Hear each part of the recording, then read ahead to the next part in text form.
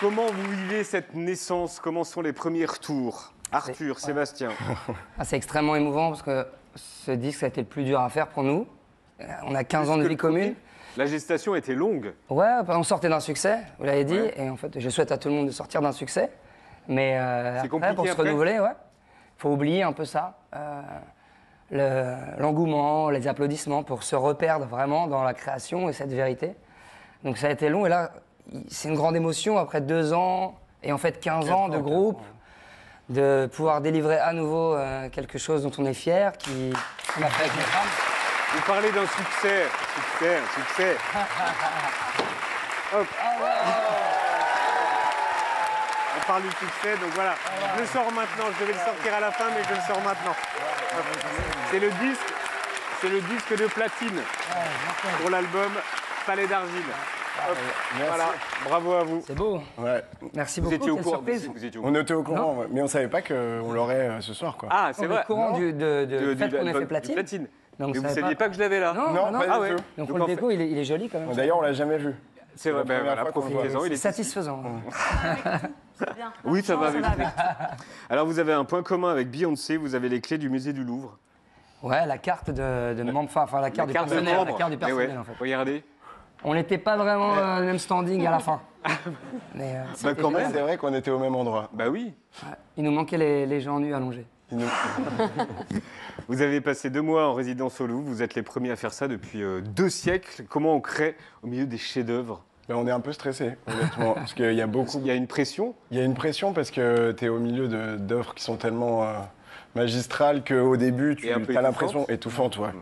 Et en fait, y passer du temps, progressivement, ça te permet de te reconnecter aux œuvres, aux artistes aussi qui l'ont fait. Tu les mets moins à distance, tu les mets moins sur un piédestal. Et nous, on se sentait bien comme, avec ce badge, on était dans la face cachée du Louvre. C'est dans les couloirs, il y a plein de couloirs.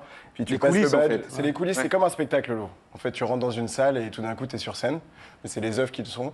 C'est vrai que nous, on a eu cette chance. Franchement, c'était incroyable. Et ça nous a permis de faire ce disque. Tu vois, il y a plusieurs morceaux de ce disque qui ont été faits là-bas.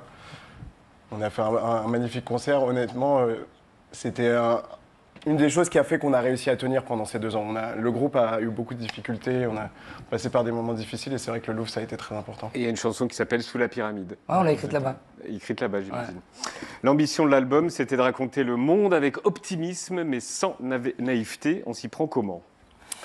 Bah, on pense aux choses qui comptent et aux gens qui comptent pour nous, aux choses et aux gens auxquels on tient. Parce qu'en fait, dans ce monde très déprimé, angoissé, il y a de quoi, en guerre, violent, de se rappeler aux petites choses de la vie, aux belles choses. Simple. Ouais, aux choses simples, je sais pas, simplement d'être en bonne santé. Là, j'ai l'impression de dire un énorme poncif, mais moi j'ai été malade pendant ce disque, j'ai été hospitalisé en neurologie. Bref, quand on perd ces choses-là, quand on perd des gens qu'on aime, ceux qui restent, on a envie de mieux les chérir et de croire. C'est presque un devoir dans un monde qui va mal, de croire qu'un avenir, qu'un demain est possible.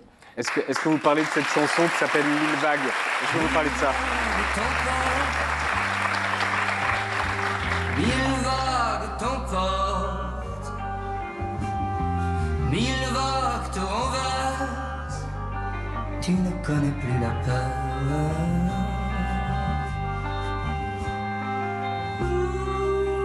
Est-ce que vous pouvez nous dire l'origine de cette chanson? Ouais, on a perdu un être qui était très cher, puis qui était exceptionnel, qui s'appelle Jean-Philippe Allard, et qui était entre autres notre manager, mais aussi un mentor, quelqu'un de très important pour nous. Et puis soudainement, il est parti.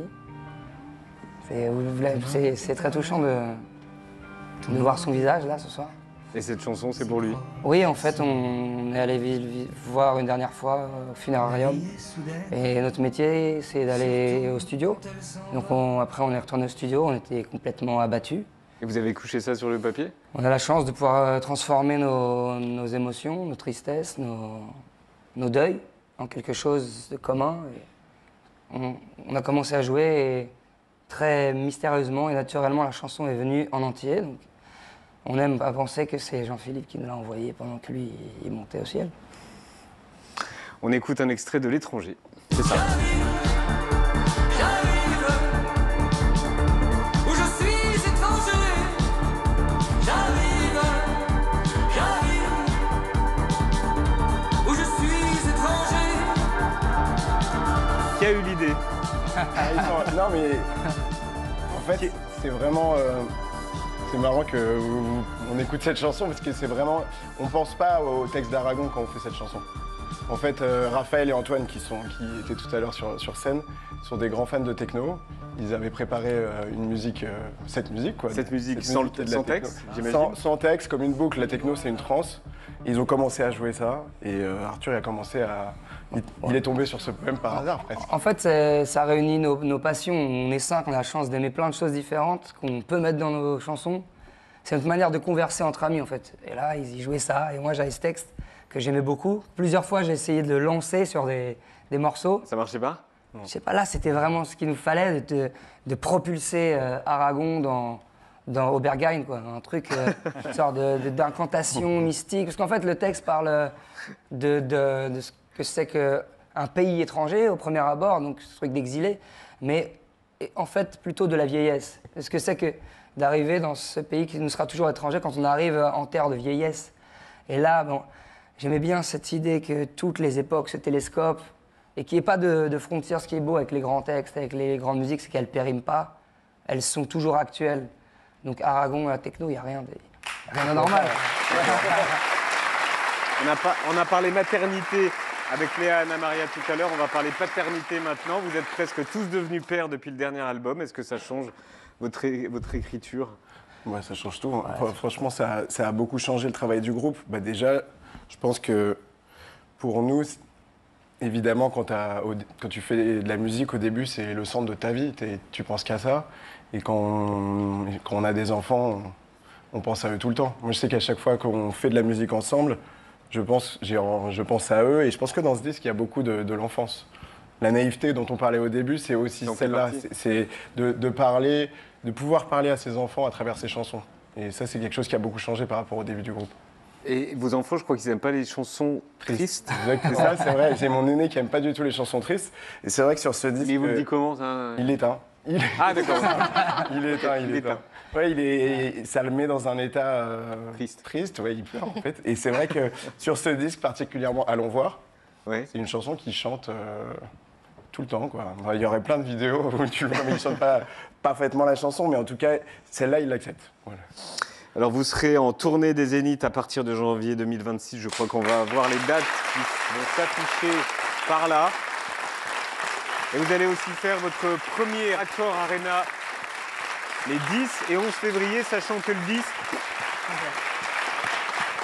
Donc, vous avez rajouté le 11. Ah non, c'est le 11 qui est complet. Donc, il faut y aller le 10. Je me suis planté, ou sinon, vous allez à Montréal. Louis Catla, comme chaque semaine, tu t'adresses à nos invités.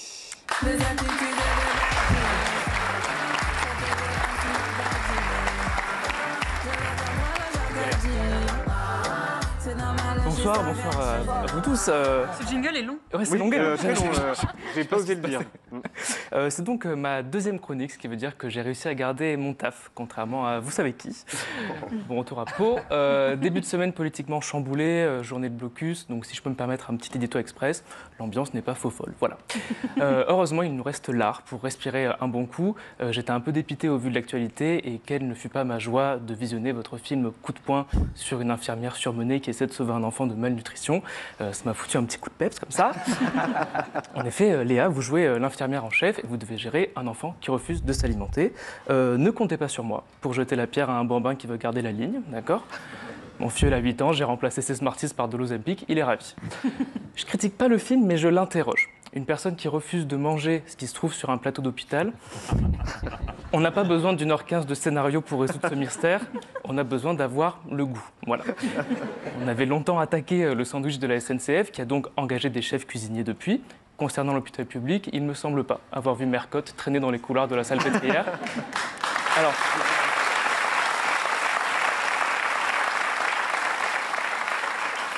On va me répondre qu'un hôpital, c'est pas un restaurant. Oui, peut-être. Mais même si c'est placebo, je pense qu'on résiste mieux à une dialyse quand on nous sert une pavlova plutôt qu'un yaourt qui, on le voit à l'écran, a l'air d'avoir connu Chirac. Léa, je me suis beaucoup renseigné sur votre parcours. Au début, je vous aimais, maintenant, je vous adore. Voilà. Vous êtes la nièce de Michel et Jean Drucker et pourtant, vous avez construit votre carrière à la sueur de votre front. Vous avez galéré pendant de longues années, pas de piston, pas de raccourci grâce à votre nom célèbre. J'en parlais hier avec Louis Sarkozy qui me disait « À quoi bon ?» Anna Maria, pareil, j'ai fait mes recherches. Franchement, vous avez une filmo impeccable. Vous avez commencé à 10 ans et demi dans un film avec Isabelle Huppert. Bon, moi, à 10 ans et demi, j'étais de droite et je mangeais de la terre. Donc il y a un déséquilibre. Vous êtes parfaite. Je pense même que vos défauts ne sont pas des défauts. Voilà, j'imagine que vous ronflez en si bémol. C'était une transition pour caser si bémol afin de parler aux musiciens à côté. Quelle souplesse de transition. Feu Chatterton, bonsoir à vous. C'est un plaisir de vous avoir ici. On n'avait pas reçu 5 comme blancs d'un coup depuis les derniers entretiens pour remplacer Martin Veil. Donc vraiment, soyez les bienvenus. Je savais pas trop comment me moquer de vous et Yann m'a dit t'inquiète, on va jouer une de leur musique. Connard, j'ai dit ça. Il est dur. Moi je vous adore. Franchement, je vous ai écouté toute la semaine. J'ai qu'une envie, c'est me laisser pousser la moustache et dire des phrases du style ah non mais le son sur un vinyle c'est incomparable. Alors vous avez tout pour que je vous déteste, or c'est le contraire. Voilà, vous êtes cool, engagés, vous êtes tous beaux, sauf un, mais je dis pas lequel. Mais c'est bien de l'avoir laissé en coulisses. Ça me saoule parce que j'aime beaucoup ce que vous faites et les paroles de vos nouveaux morceaux le prouvent. Là, je cite, le ciel sera toujours bas à ceux qui vivent sans courage. C'est magnifique, on dirait du Jacques Brel. J'ai envie de me le faire tatouer sur les pecs, si seulement j'en avais. Et donc ça m'a donné envie de faire un jeu avec vous, Léa et Anna Maria. Je vous donne des paroles et vous devez me dire si ces paroles ont été écrites par ces messieurs. Okay. Les bébés brunes, vous jouez pas, sinon c'est triché, bien sûr. On commence avec une première citation. Je suis le grain dans l'argile à l'aube du monde nouveau et je suis le champ fragile qui vient fendre le cerveau. Moi, je Feu dis ou pas oui. feu? Oui. Moi, je dis feu. Je dis oui. Feu? Oui. Anna? Non. Non? Moi, je dis Eh bien, oui. c'était feu. Mais si. Bonne réponse pour Léa, bravo. Une deuxième, plus dure. As-tu vu ces lumières, ces pourvoyeuses d'été, ces leveuses de barrières, toutes ces larmes épuisées? Pas Feu feu. ou pas feu? Non. Pas feu. Pas feu? Non? Et ça, c'est ChatGPT, ça. ChatGPT, c'était dur, c'est Bachung. Coup dur pour... coup dur. Bah, il y avait... Ouais, c'est... Wow, pouf. Ouais, j'étais allé chercher dans vos influences en plus, c'est... Il t'attend à la sortie. Mal Il est finir. vénère. J'aimerais qu'il ressuscite pour ça. Allez, une dernière. Attention, il y a un piège. Trop moche, c'est la honte, ton falzar. J'ai les yeux qui brûlent, bouge de là, sale clochard. Alors, je dis oui. Oui? Non. Non, pas feu, évidemment. Ça, c'est Marc Boger quand j'oublie de mettre une ceinture. Merci en tout cas à vous tous et toutes d'être venus présenter vos projets respectifs. J'ai aimé ressentir des choses à travers eux. Merci de nous rappeler qu'avec Labyrinthe et l'intérêt d'Adam, il suffit parfois d'un film ou d'une chanson pour mieux voir et mieux entendre le monde comme il va. Merci d'être là.